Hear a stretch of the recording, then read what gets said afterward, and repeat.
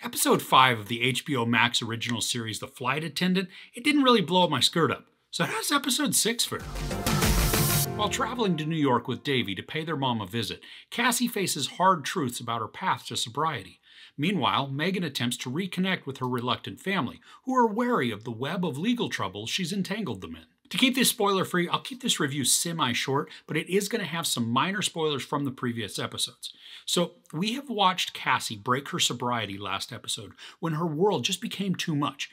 Everything was crashing around her, and that downward spiral was completely out of control, ending with Cassie getting quite plastered. And we also find out that it wasn't her first time that she'd broken her sobriety, but she's been blocking those moments out in an effort to lie to herself, which I think was working pretty well. Now, I was really impressed with this episode and how it had a ton of maturity to the storytelling, especially in all of the dialogue.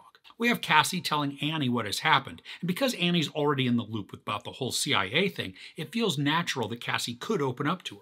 The reactions, though, from so many of the characters in this episode, I think they're powerful and they're healing to watch. Now, there were a couple that were a little less than uplifting, but for the majority, we get some character studies in how to maturely respond to somebody's hurts, even if they disappointed or hurt us. There's almost this domino effect in the storytelling in this episode where one character will reveal something, and that vulnerability then inspires or changes the listener to be vulnerable with another character. And we watch this trickle down across all the players, with most of it beginning, well, from Cassie. I love how there's a bit of redemption in this for her, despite having some massive setbacks in her goals. Kaley Cuoco gets to really bare her soul in a couple of sequences that work to humanize Cassie. Through so much of the series, we've seen this hard-shelled facade meant to keep the world at bay and protect herself.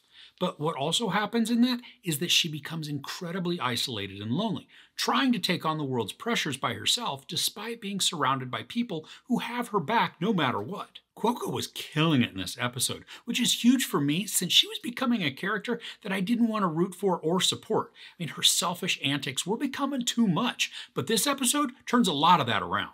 I'm glad, too, that this show hasn't lost the plot on Cassie's double and the whole investigation into who's killing off CIA operatives. Now, while this isn't a major focus in this episode, there are some powerful moments that caused all kinds of confusion as to who the double is and what the end goal could actually be. I think some of the scenes within this episode are probably either a bit far-fetched or at least unrealistic, given the heightened awareness and tension that's surrounding the CIA thanks to all those agents being taken out.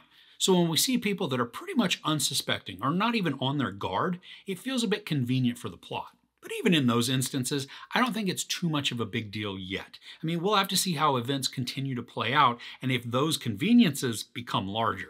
From the technical side of the production, the show is still employing those split screens, and I thought they were used judiciously this episode. It wasn't gimmicky or overplayed, and the score was also, thankfully, kept at bay, enhancing the scenes when it needed to, but never becoming overpowering. So overall, episode 6 of The Flight Attendant gives us a refreshed reason to cheer Kaley Cuoco's Cassie on.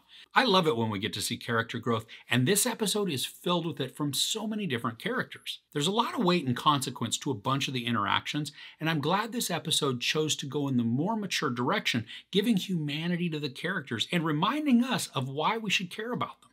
The mystery is still building with some fresh excitement as it seems the whole world is closing in on Cassie, and I'm looking forward to how it all plays out in the final 2 episodes. There's no sex or nudity, a ton of profanity, and some violence.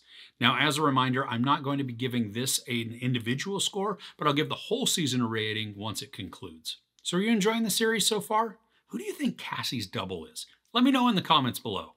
If you enjoyed this review, please give it a like. Also, don't forget to share and subscribe. I'm Chris. This is Movies and Munchies. Thanks for couching.